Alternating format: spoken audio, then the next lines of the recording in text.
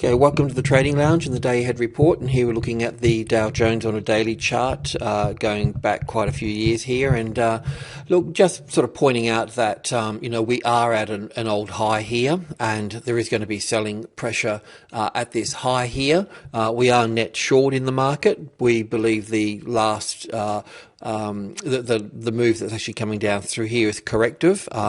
However, if we're wrong, we need to be we need to have a plan for that as well. But just pointing out that in this area through here, the main number we're working with is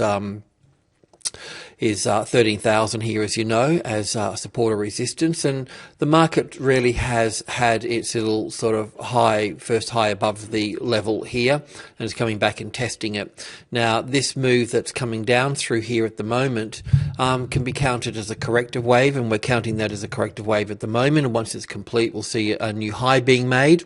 However, if we're wrong, we need to have a plan for that, and that means it would be need to remain net short. And really, quite simply put, is that if the 13,000 here becomes that resistance, then we can continue on the short side, because we really need to trade what we see and what's occurring, and always being on the right side of the closest largest number. And 13,000 is the largest number here, and 1,400 on the Dow, 4,500 on the XJO, and 5.8 on the FTSE, and so forth, and 80 on the US dollar, and 130 at the on the euro, and so forth. So lots of markets are at really quite large numbers, and be quite easy for us to work with this. It does take a little bit of patience, but a little bit of patience and just observant to see what side of the market the market's going to settle on, what side of the numbers the market's going to settle on.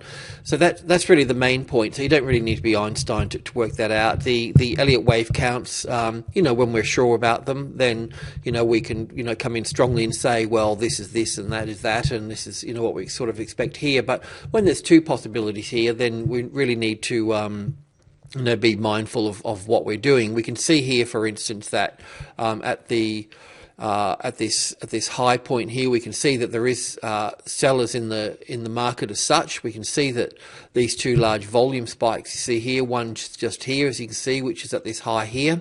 So there's obviously some big hedge funds up there selling at that point, and the other one is on this little in this move here as well. So there are sellers at the top there. That's pretty easy to see. We know that this is the this point here is the high point.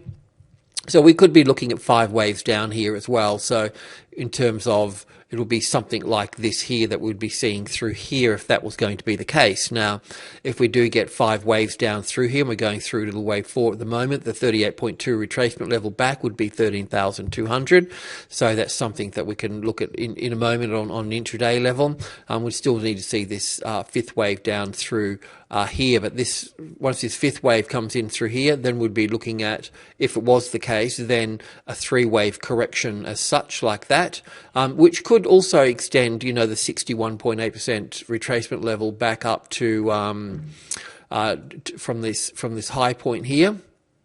So it can pull back up, to the supply areas within here, the 13.4-ish up there, late 13,300, so to speak. And then if that is the case, then we'll see moves to the downside like this here, and we'll need to be short at that. So look, that's fine, and if that's going to be the case, we'll see this 3 waves back up through here, and we'll be short back in this area here. This may only be a shallow retracement back up through here.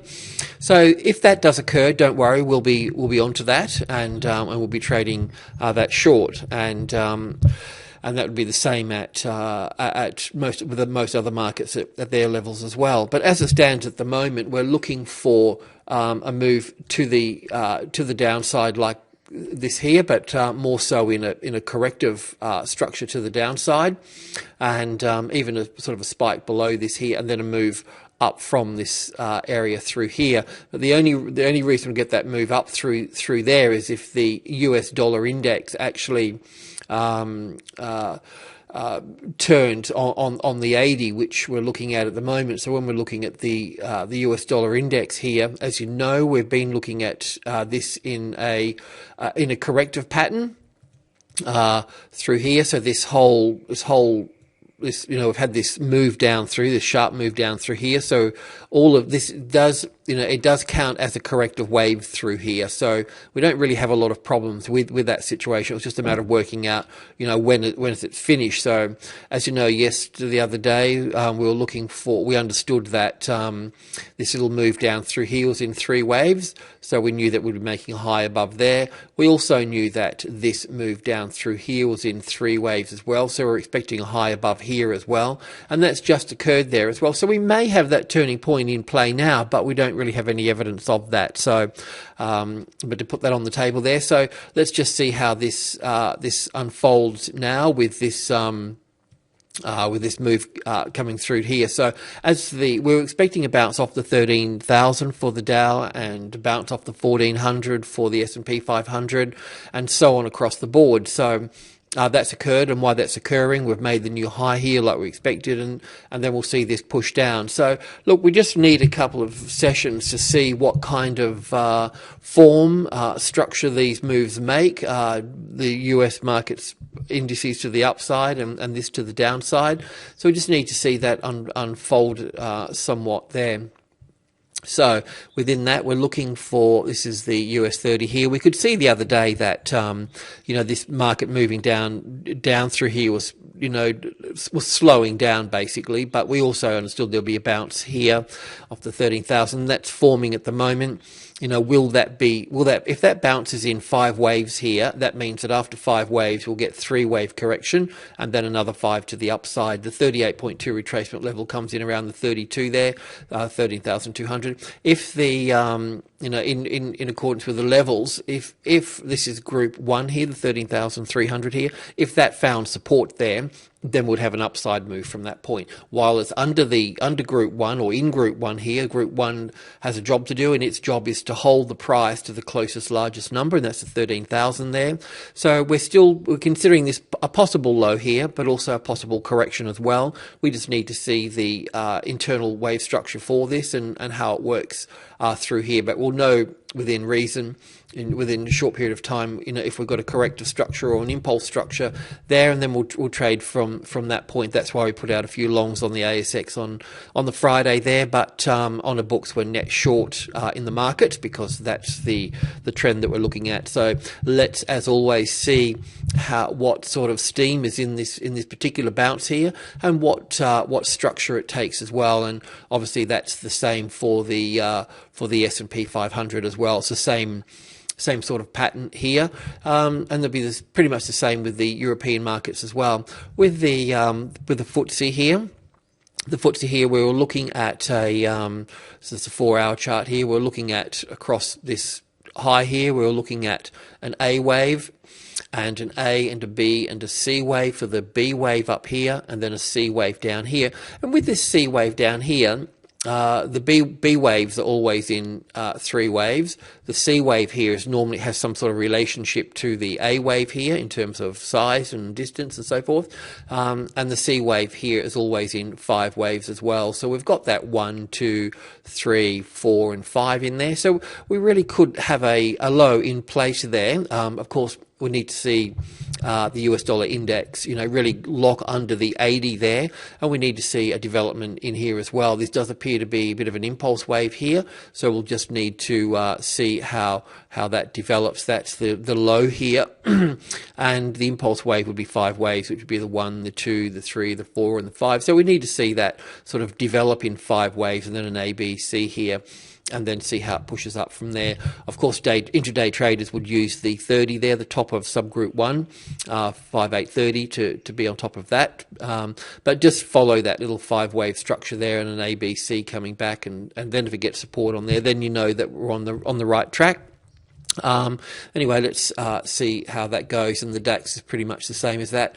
The Australian market is on the SPY here, it does appear that we've got the market is moving down. The other day we were talking about all these little corrections here being an A, B, and C here, being so in an A and a B and a 1, 2, 3, 4, 5 being all being corrective moves to the downside, and it does appear that's what we're seeing still here as well. We've still got a corrective move to the downside, and also what you'll be noticing as well is that this is 4,500, of course, and group 1, subgroup 1 above that would be 10, 20, 30. So until support is found on that, then it's in bearish mode.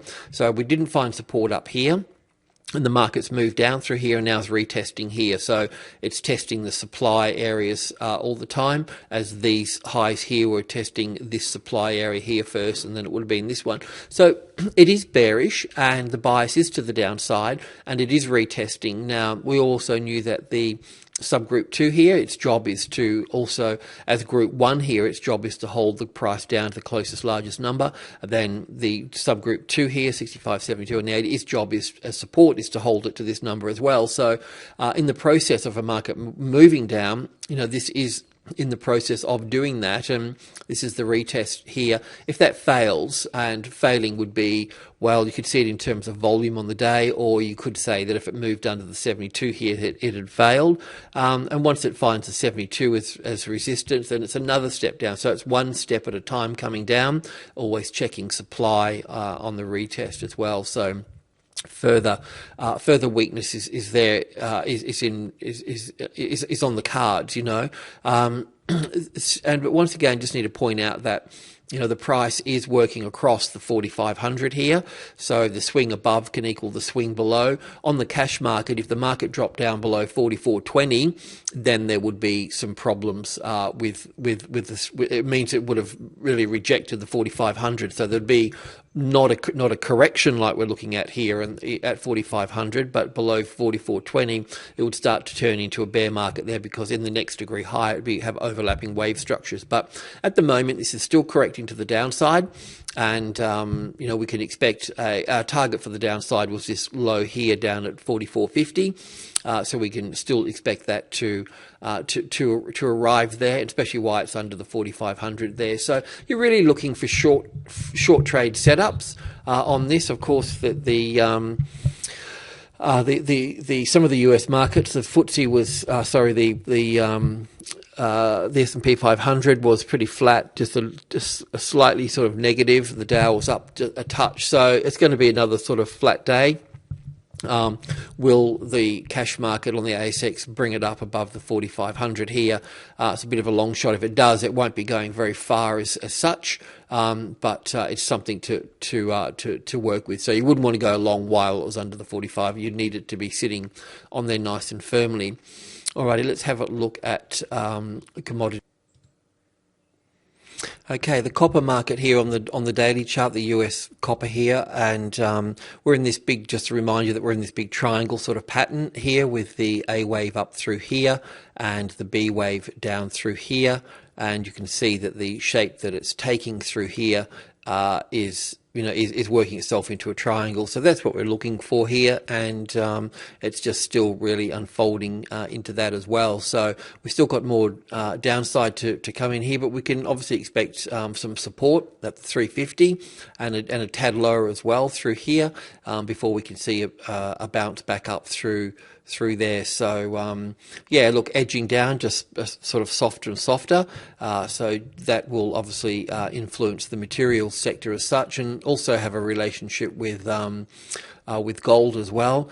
With the gold, as you know, we were looking for a bounce off the 1700, and that's occurring there. So just what we've got here. So yeah, let's just see how that develops at that stage there, and to see if it develops into a corrective move or a impulse wave to the upside. So it would be something like this stage. It would be either on the 15-minute chart here, it would be either up for the A wave here, B wave here, and a C wave up here. The C wave would be in 5 waves: the 1, the 2, the 3, the 4, and the 5 to here. And then it would unfold further down from that point there. Otherwise, it could build to the upside in an impulse wave as well, in terms of up for 1 and back for 2, and then we would see a third wave move further up through here, but also in 1, 2, 3, 4, 5 to here, and then an A, B, C coming back here. So we'd want to find support on, in this area through here, and then a push higher through there as well. And of course, this will have a lot to do with what the indices do off their main support numbers, and also the US dollar index turning at the 80 as well there as well. So that 80 on the US dollar index is a real line in the sand, and much the same with the oil market as well. What we've been looking for here is pretty much the same thing as well. I'll just clean up this a little bit here. The oil market, we're looking for, this is a bit of a different count than what's on the charts, but it's still pretty much the same sort of thing in terms of an A wave, a B wave down here, and a C wave back up through here, which would be sort of in line with stock, and then a move down lower through here. But you wouldn't take the short there until you had the 85 as resistance, unless you could cleanly count the 5 waves up through here, and then look at looking at some price to retest a short off there. So just trying to find another smaller chart. Not quite there, but in line with the indices as well. Just while we're here, we're looking for the bottom of this E wave here, as we'll find the bounce off copper, at the 350 or just below that. The indices also finding their lows and pushing up from that high point, from their current support areas, and also the US dollar index turning as well. And of course, oil will follow stock indices, so we'd see that turn up as well. But that's what we're looking for here in terms of an A and a B and a C wave down through in this area through here to find support. So, even though that the indices are looking at the Dow Jones above 13,000 and coming back and retesting, we're still looking for another high up there. But of course, we're mindful that a top may already be in play, and it can move down further. And that's fine too, because either way we'll be on the right side of the market as it trades, because we're always working to the closest, largest number, and that's the main point. Just the Elliott can help us with the direction. So let's have a look at Forex. Okay, the pattern for the euro across the 130 through here is going sideways, and it's looking at it as a corrective pattern. But the corrective pattern could either be a triangle pattern, which would be a nice sort of cut through to here and through to here, and would end up being in 5 waves in terms of an A and a B and a C and a D and an E wave here before we see a push up to the upside, or it can be a flat correction, which essentially, it could be counted as that now. In terms of flat, would just be the normal A, B, and C here. In terms of the A, B, C, and the C wave through here, normally this move down through here would take the low of the A wave out, or just take it out slightly. So that's what we've got down there at the 128. But it does count as 5 waves down through here as well at the moment, and finishing on this trend line through here and at the 129. So that's a possibility, but we just need to be mindful that it could extend a little bit further down through here. But having a look at that 5-wave structure through here, just to give you an idea of what we're sort of looking at, that would be it through here in terms of the 1, the 2, the 3, the 4, and the 5. If we just open that up somewhat through here, we'll see it a bit clearer through here. So it would be the down for 1 here, back for 2, and then the third wave is this wave structure here, which would be the 1, the 2, the 3, the 4, and the 5 for the third, back for the 4th here, and down for the 5th. So it could be finished there as such. If it's going to be a triangle pattern, then it can have this as the A wave and develop a B wave with a retest back to the 130 here. And then have another move down closer to the 128. But let's see how we go with this. If the support is found on the 130, which is really important because it's the top of minor group 1, so support on the 130 would give it a long trade straight up. And the long trade that we're looking for here, this is a weekly chart here. Just to bring back in the picture here, would be looking for one more push to the upside here, which would be the top of this, finishing this trend here, and then we'd see a move back down into the 130 again in a larger correction before we see a push up again as well. So there's still a fair bit to get through here just yet, but it would give us a long trade to the upside there. Alrighty, the Australian dollar is showing some strength, so we're looking for another little high above the 104 here. And we figured that the last time we looked at this, as you know, we were looking at this move being down here in 3 waves, and we're looking for that to come back into the 61.8 retracement level, which is at the 103, and or the 50 here, looking for support on top of the 20 and 30 through here to create a long trade to the upside. And this would have to be the 3rd wave up through here. So this would be the 4th wave moving back through here. And we'll be looking for a 5th wave to make a new high here. We're also looking for a new high to be made here as well. So any trading that would be done here when trade resumes would be off the 103.72 as support, then looking for the 80 to become support as well. But as you can imagine, there's supply here because from over here. And the number, of course, 8 being an even number before the next large whole number, so it tends to get hit a fair bit. So yeah, but give it time to really sort of settle in there to get support there, of course, and then you'll want to be getting out at the 97 or 95, somewhere in amongst here to the upside if that was the case. So looking for a 5-wave structure to the upside, so we need that high to be taken out there as such. Alrighty, well, that's really about it. So look, there's not a lot that has occurred.